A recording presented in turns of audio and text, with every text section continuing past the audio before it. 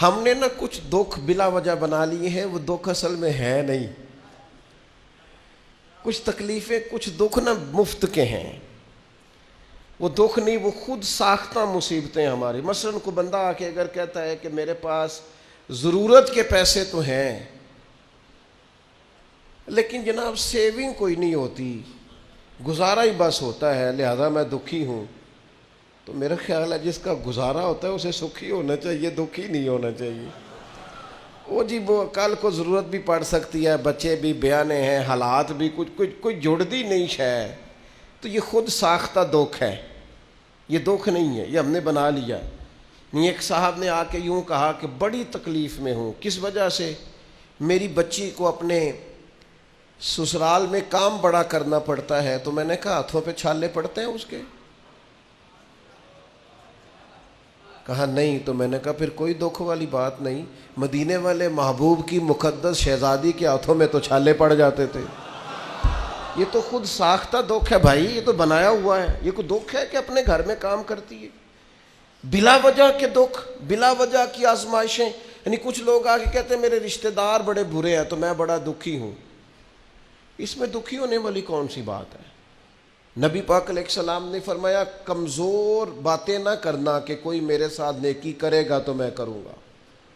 فرمایا جو تم سے توڑے تم اس سے جوڑو.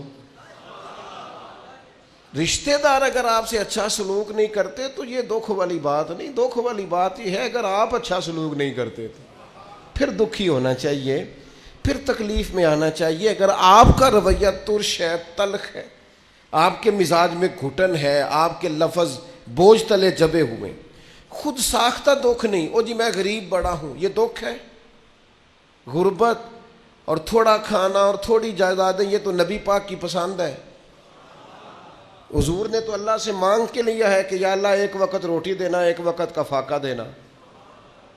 اور حضور فرماتے ہیں اللہ میرا دل کرتا ہے جب تو مجھے پیٹ بھر کے کھانا عطا کرے تو شکر کروں، اور جب نہ ہو تو تیری بارگاہ میں عرض کروں.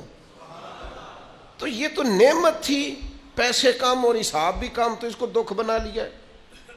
خود ساختہ چیزیں اور بلا وجہ کی چیزیں اور حالات بڑے سخت اور بڑے گھمبیر. بعض لوگ ایسے ہیں جو تبلیغ کے نام پر دکھی ہوتے ہیں، کہتے ہیں جی میں بڑا کہتا ہوں، لوگ نیک ہی نہیں ہوتے. میں بڑی کوشش کرتا ہوں، لوگ بات ہی نہیں سنتے. میں اتنا نیک ہوں، پرہیزگار ہوں، محنتی ہوں اور خلوص کے ساتھ دعوت خیر دیتا ہوں، لہذا بڑا دکھی ہوں، لوگ میری بات ہی نہیں سنتے. تو میں نے کہا اب نہ تکلیف میں آئے. لوگوں نے تو نبیوں کی بھی نہیں سنی، انہوں نے تو یہ نہیں کہا. انہوں نے تو کہا وما علینا الا البلاغ المبین. بھئی ہمارے ذمے کھول کر بیان کرنا ہے. ہدایت تو اللہ نے اپنے دست قدرت میں رکھی ہوئی. آپ اتنے زیادہ کس بات پہ دکھی ہیں؟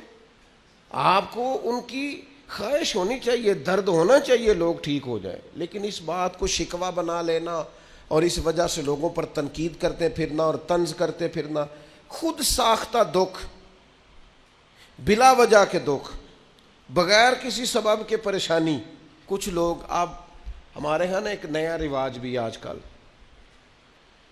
کسی شخص کے یہاں انتقال ہو جاتا ہے تو عید والے دن تعزیت کرنے جاتے ہیں. عید والے دن تعزیت کرنے کا ہے کہ خوشی کا ہے؟ آپ ان سے ملاقات کریں جا کے، پر وہاں فاتحہ نہ پڑھیں. فاتحہ کا بھی ٹائم ہوتا ہے. ملیں آپ، اگر ان کے گھر میں آپ جانا چاہتے ہیں ملاقات کریں. خود ساختہ تکلیفیں نہ بنائیں. ایک صحابیہ ہیں نبی پاک علیہ الصلوۃ والسلام کی سیاح، ان کے بھائی کا انتقال ہو گیا تھا. بہن بھائی کے پیار کا کوئی شخص اندازہ کر سکتا ہے؟